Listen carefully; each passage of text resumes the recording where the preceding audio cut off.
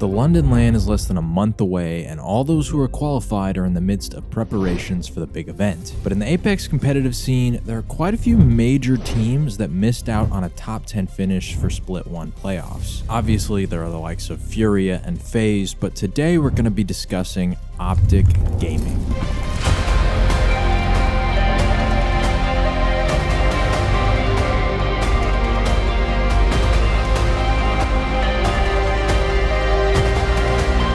OpTic was previously regarded as one of the best teams in the world during the Caustic and Gibby meta last year, but just last month they failed to qualify for the Split 1 London LAN, finishing in 12th place in North America, just outside of the top 10 cutoff at the regional finals. So what went wrong? Dooplex, Skittlecakes, and Knoqd were once a team that had a third place finish in the 2021 Split 1, a third place finish in 2022 Split 1, and a first place finish in 2022's Split 2. Well, let's take a deep dive into the three things that have brought about the end of OpTic's reign of dominance over ALGS regular season, and discuss if it's possible for them to reclaim their top dog status anytime soon.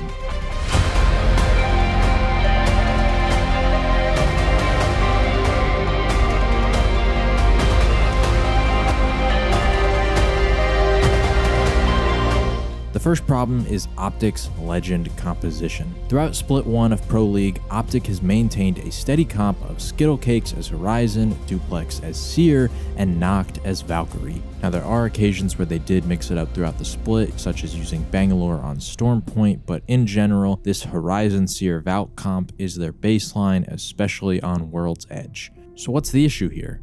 Well, as previously stated in the intro, OpTic was at their peak during the previous Caustic Gibby meta. With Furia's dominance at the Rally LAN and various buffs and nerfs from Respawn, the meta has shifted towards Horizon and Seer. OpTic has been one of many teams to follow suit with this meta shift, but we've seen a distinct dip in results. I think this can largely be attributed to the roles that each legend offers clashing with the roles that these three players thrive in. The biggest clash can be seen in Dooplex. Doop, during the Caustic Gibby meta, was the Gibby player for OpTic. He is incredible when it comes to picking off players from deep with snipers and marksman rifles, and Gibby is naturally a character that can be the anchor for the team, meaning he isn't the one scouting forward, he will often be in the back. This meant that Doop could play Gibby in his intended role while maintaining the ability to deal plenty of damage despite being behind his teammates in many fights. Now let's contrast that with Seer, who Doop currently plays as. Seer is a scan character with some of the strongest abilities in the game, most notably his passive that allows him to see enemy players near him through walls. To best utilize Seer, you often need him on the front lines. His passive has a limited range, so you often want to see who's near you from the front.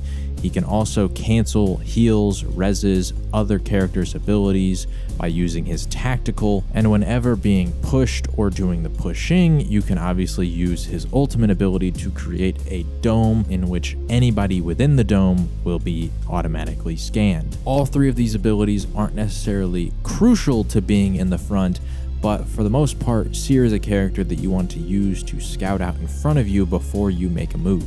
Dooplex is an incredibly talented player, and I would argue that he needs to have the ability to focus on dealing damage throughout the fights, as well as being the anchor for the team. Instead, he is having to use Seer and is focusing on so many different tasks that the player must micromanage, including gaining information, effectively using his tactical and ultimate abilities, checking for third parties, maintaining the ability to deal damage, as well as fighting in the front of the team. So from the jump, I think we can realize that Doop's biggest strengths during the Caustic Gibby meta are not currently being utilized in his new role as Seer. It also doesn't help that Doop, due to his long time standing as the anchor of the team, can be naturally found lagging behind a bit when the team is moving. Skittle is often, as most IGLs are, near the front of the team scouting ahead. It's not necessary for the IGL to play as Seer. In fact, many of the top Seer teams don't have their IGL on him at all, but in most cases, the Seer player is usually uber aggressive and at the front lines constantly scouting for information to relay back to their IGL. In Doop's case, he does do this plenty, but in certain moments he can revert back to his old habits as an anchor, which can lead to small amounts of wasted time. Okay. I need your heartbeat this side, we're going first. I will. I can drop you some syringes too for everybody. Yeah, I have 0. I'm just gonna peek. I can't waste time. Nothing. I don't see any. Just get in. This next point doesn't point to any player specifically, but the comp simply doesn't suit their usual playstyle. OpTic for a long time has been renowned as one of the more dominant edge teams. Oftentimes you could find them deep in Storm still looting and crafting meds, so that by the time that they finally reached the circle, they were arguably the most kitted team on the map. Eventually, as all teams do, they would find their way into the final circles, and since they utilized Caustic, Gibby, and Valk, they would use that aggressive edge mentality to often push for a god spot. They would identify the spots that they wanted, they would launch into the sky with Valkyrie, land and utilize Gibby's dome and Caustic's gas to instantly create stability and space. You want to Valko for it? I mean, this is a risk. Are you guys willing to do it? I mean, I am personally. Where do you want to Valko from? It's right here. What if you give me out to the building and be fucking around? It should be free. Go on the balcony. Yeah, balcony. Fly straight. Balcony. Fly this straight one. in. He's already inside. Grab the bubble. I'm bubbling. Grenade on stairs. I arced it. They're EMPing us.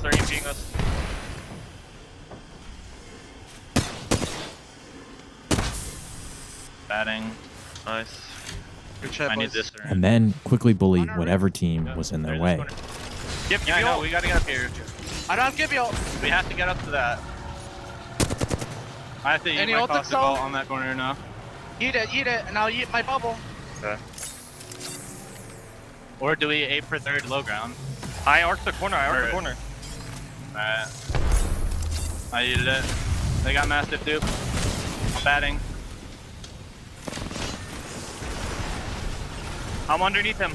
Don't do team something. Just play underneath. Get traps out. Just don't get fried. From here. Careful. They have massive. They're landing back low ground. Guys. Let's pick this. Pick the One right. swing right now. Wait, where's the other two? They're on the far side. Tears on the splash. They dropped They low ground. dropped. Drop down, dude. Go for kills. I'm going for kills. Go for that seer there. Gibby. Yeah. Drop down, dude.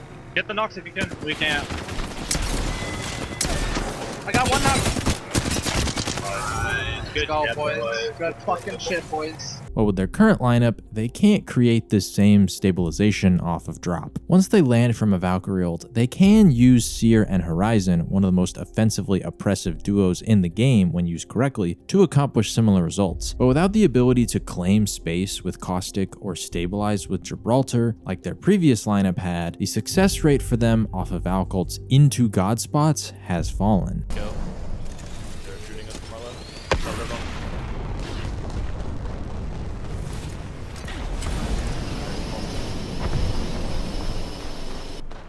Land over here. On ping. Yeah, there's a team on the left of it. Oh, one guy. I'm landing underneath of it. Yeah, I'm going underneath the bridge right now. Maybe 8 stick out right. On me. I'm ulting. Come to me. Come to me.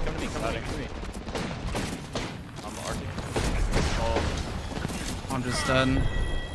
Oftentimes, God spots will be held by zone teams who have defensive characters. And if that zone team is prepared for the Valk ult contest, then it's very difficult for OpTic to maintain that attack if they get killed before they've even had a chance to pull out their guns off of drop. And this leads me to problem number 2.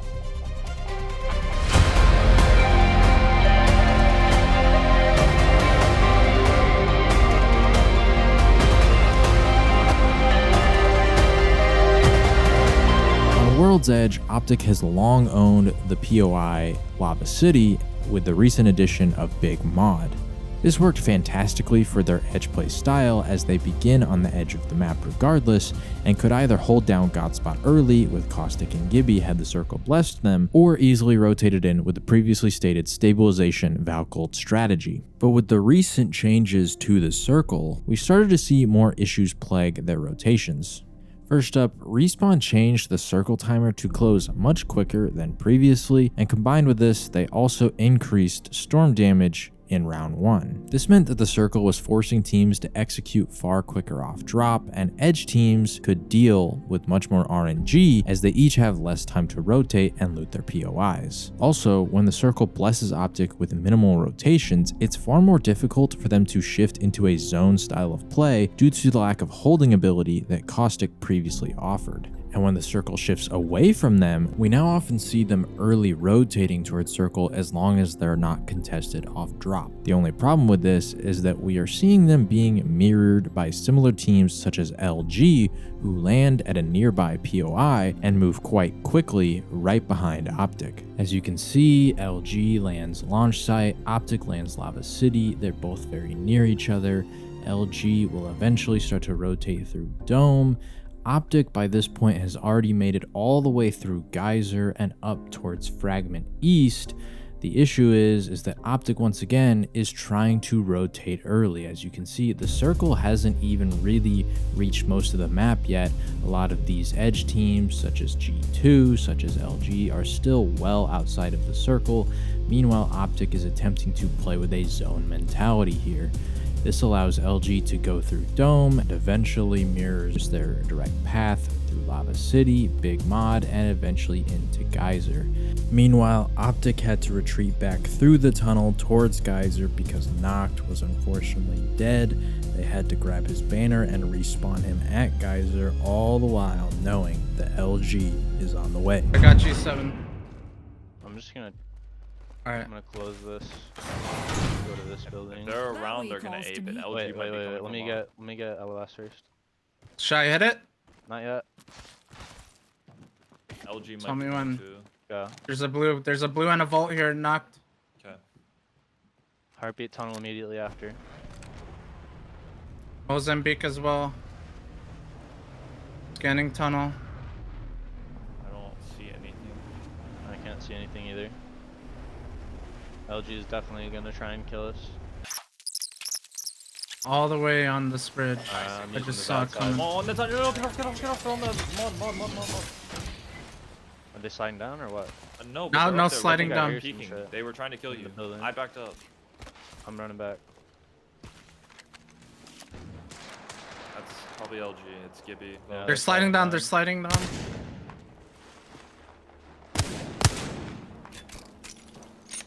They're on the roof. They're gonna be fully juiced, dude.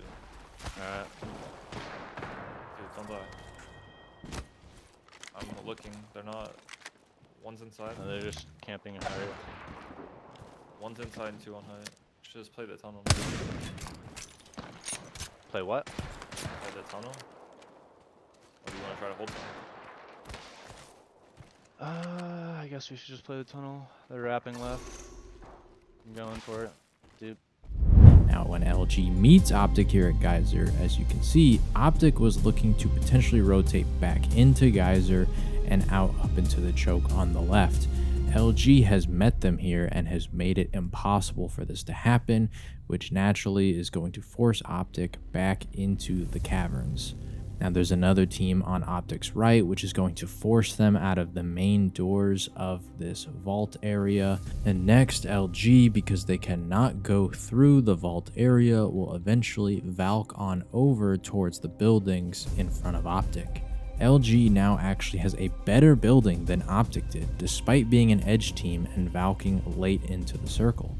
OpTic, despite playing a zone type style in this game, has now been pushed into a worse position than LG, who sat in the circle for so much longer, meaning OpTic doesn't have the loot that they normally would and other teams around them do. Like, probably just out under here. This They could came get out. interesting. These guys are above us. That is definitely open, I think. Oh my god, bro. Can we They're just make a banging run us. for it? They're gonna kill us from the roof. We're not in zone. Alright. Bang once we get out. Oh, they Up moved our for it. shit, probably. They moved for it. Look, We can they're play the inside left that side building. on the outside of it, no? I'm gonna ult. Fighting right now. I'm going out. Come. Cracked already. I just got Get sucked. to here. I got a med kit in zone. I died. If you can get across, dude. I just have to live in the zone.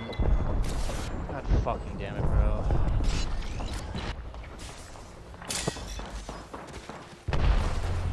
sit on the right.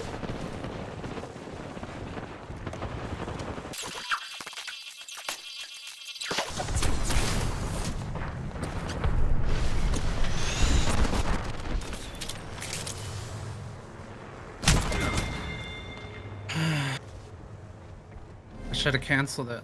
Now, this inherently isn't a problem. The issue is that with their current lineup, they're putting themselves in these tough spots. If they're going to play as an edge team, then they need to hard commit to this and be willing to sit in circle, take the storm damage, even prevent themselves from being put in such a densely populated building area. And if they want to play as a zone team and move into these spots earlier, then honestly, this Seer Horizon Valk comp just doesn't really suit that playstyle. As with most teams, playing edge versus zone is no longer a hard and fast rule. Every team must be competent at both because of the unpredictability of where the circle will be when teams are jumping into their POIs. OpTic at times has shifted into a zone mentality, favoring early rotates and attempting to find a spot to hold in zone. And this is fine, but their landing POI and comp do not favor this mentality.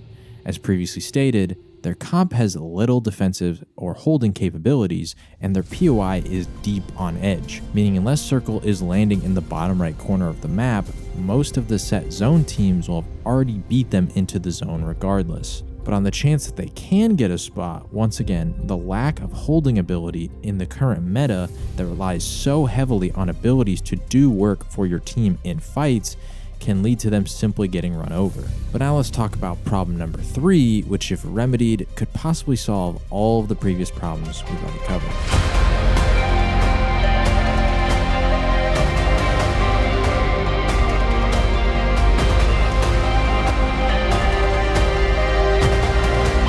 Simply put, OpTic is a team that has strayed away from what made them so dominant. I know arguments can be made that you have to keep up with the ever-evolving meta of Apex Legends, or you could simply be left behind as more innovative teams push the game forward, but I think the largest issue isn't that they're catering more to the meta, but rather ignoring what it was about the previous meta that made them so strong. With Dooplex as the anchor, set plans for how to acquire Godspot, and abilities that helped them create stabilization so that they wouldn't be wiped out before being able to do what they do best, which is take a 3v3 fight. In the previous meta, this team was so dominant because of how they approached the game. This is why I feel the best thing right now for OpTic isn't a team change or shifting back to the Gibby Caustic lineup, but rather getting a coach/analyst. Many of the major orgs around the world have added a coach or analyst to add a fourth voice to the room. Obviously, I don't know about anything behind the scenes and if OpTic have considered this, but OpTic Gaming is one of the largest esports organizations in the world, and if they're serious about Apex Legends moving forward, this is a move they need to make. This fourth voice can help improve the decision making for how the team will approach the game itself before they even load into a match. This fourth voice can also be that innovative mind that is able to view the game from a more objective standpoint, as they are not the ones playing and making decisions on the fly. This fourth voice can simply observe, discern, and suggest how to adjust moving forward. This is no shot at any of the guys on OpTic, especially Skittlecakes, the IGL, for his ability to make these sort of decisions, but instead, I feel that this would allow him to focus on what he does best, IGLing in the game, and the coach can help with all of the macro from outside the game. We've seen many major organizations do this, TSM obviously the most famous with Raven, their head coach, but also the likes of Furia, Dark Zero, even recently NRG. All of them have coaches or analysts working behind the scenes to help them be the best Apex Legends team that they can be. OpTic has what it takes to be one of the most dominant teams in North America and the world. We've seen that in previous seasons, but in order to regain that form, they must realize what it was that made them so great in previous metas and apply those principles to each and every decision. So in conclusion, I want to state a few things. No, I don't think they should go back to the Gibby Caustic lineup, and no, I don't think they should entirely switch POIs. What I do think they need to do is realize that their biggest strength has always been their ability to win straight up 3v3 fights. They don't need characters' abilities to help bolster them in these moments. But some of their biggest weaknesses are when they shift into a zone mentality and attempt to play passive and defensive. this is when we see them getting run over. Gibby and Caustic didn't work for them because they played defensively.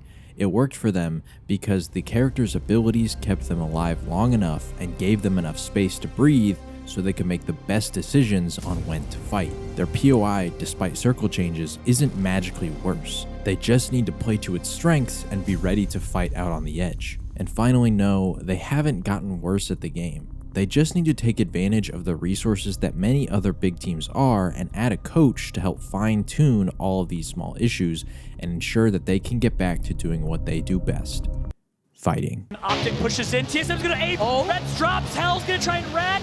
They know he's there, Imperial Hell, 3 squads left. It's gonna be a 3rd place finish here for TSM. No way in hell they do it. Yes, they get taken out. OpTic Gaming drop. Here comes the 3v3. Godfire, the damage is done from TSM, and OpTic Gaming is gonna win it. OpTic Gaming is your champion of game number 3. They needed that. They needed that. Here, as they would have wanted, but who's gonna swing? Who's gonna take a wide flank? It's Dooplex! OpTic have surrounded them like raptors in Jurassic Park, and now they get to push. Knoqd is moving in, the bubbles go down, the Peacekeeper shots looking to connect, but they can't quite finish off this fight. It's looking a little bit more dangerous than it was a few seconds ago. Knoqd and Skittlecakes though, they've got the damage they needed to do. Skittlecakes gets chunked a little bit though. This isn't quite looking as comfortable as RKN. The super sub looking to pull off a superhuman play towards the end, but OpTic Gaming, they go back to back here. Here comes OpTic, they're coming into play. To back is what they want, and it's so simple from this position. Oh, they're just lighting them up. They move in. Dooplex says, boys, it's time to go. The PK is in the hands. It's chunking away. OpTic back to back and looking to make it 3. Shot in. Dooplex. Can you not know? Skittlecakes, it's all on you. Alliance, hold the ground. How are you doing this? Alliance still alive. Skittlecakes in a 1 versus 1. Skittlecakes Alliance have held it, and now you've got to do it, Vibes. You've got to stay alive. You've got the high ground. Push it, and you go! Alliance can do this. OpTic. Oh, OpTic win it. OpTic win it. Back to back to back for OpTic Gaming. Thanks for watching, guys. This is the first episode in a series that I'm going to be calling The Reset, where I'm just going to break down some teams, maybe some specific moments that might happen in ALGS that could shift the tide of a game, an entire series, maybe even an entire tournament. But yeah, overall, just wanting to do more of these sort of breakdown videos where we just walk step by step what is happening with teams. Not always going to be about what makes a team fail, but sometimes what makes a team so dominant, because once again, just a fan of ALGS, love watching it, love breaking it down, and I find this kind of stuff interesting. I hope you do too. If you do, we really appreciate you like the video. Subscribe if you want to see more ALGS content. I'm setting a goal to try and release a video every single week. And yeah, if you got any questions, any critiques, any comments about OpTic moving forward, or any video ideas for what you want to see next, drop that in the comment section. Would be much appreciated. And that's going to be it for me.